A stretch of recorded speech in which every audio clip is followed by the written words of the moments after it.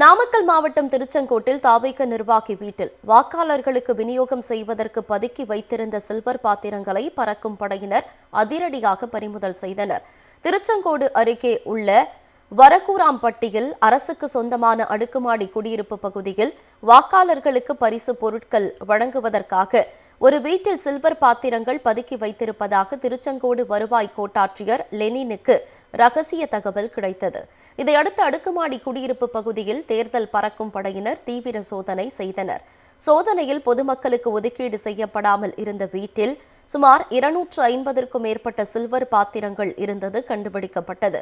அடுக்குமாடி குடியிருப்பில் விஜய், அருண்ராஜ் புகைப்படங்களுடன் கூடிய ஸ்டிக்கர் ஒட்டப்பட்டிருந்த சில்வர் பாத்திரங்களை தேர்தல் பறக்கும் படையினர் மற்றும் போலீசார் பறிமுதல் செய்தனர். இதற்கிடையே தூத்துக்குடி பிரயன் நகர் பகுதியில் தமிழக வெற்றிக் கழக சின்னம் பொறிக்கப்பட்ட வாகனம் மற்றும் அதன் அருகில் இருந்த கட்டடத்தில் பறக்கும் படையினர் சோதனை மேற்கொண்டனர். அப்போது தமிழக வெற்றிக் கழகம் என அச்சடிக்கப்பட்டிருந்த ஏராளமான மஞ்சப்பைகள், பரிசு பொருட்கள் மற்றும் ஏராளமான விசில்கள் இருந்தன. அதற்கான உரிய ஆவணங்கள் இல்லாததால் அதிகாரிகள் பறிமுதல் செய்தனர். நாமக்கல் மாவட்டம் திருச்செங்கோட்டில் தாவேக நிர்வாகி வீட்டில் வாக்காளர்களுக்கு விநியோகம் செய்வதற்கு பதுக்கி வைத்திருந்த சில்வர் பாத்திரங்களை பறக்கும் படையினர் அதிரடியாக பறிமுதல் செய்தனர்.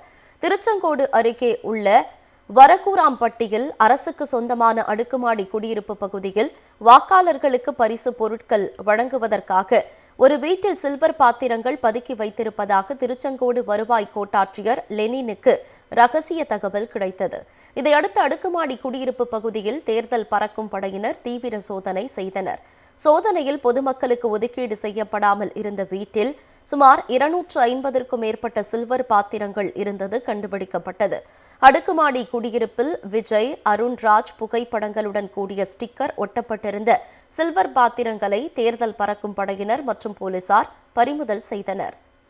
இதற்கிடையே தூத்துக்குடி பிரயன் நகர் பகுதியில் தமிழக வெற்றிக் கழக சின்னம் பொறிக்கப்பட்ட வாகனம் மற்றும் அதன் அருகில் இருந்த கட்டடத்தில் பறக்கும் படையினர் சோதனை மேற்கொண்டனர். அப்போது தமிழக வெற்றிக் கழகம் என அச்சடிக்கப்பட்டிருந்த ஏராளமான மஞ்சப்பைகள், பரிசு பொருட்கள் மற்றும் ஏராளமான விசில்கள் இருந்தன. அதற்கான உரிய ஆவணங்கள் இல்லாததால் அதிகாரிகள் பறிமுதல் செய்தனர்.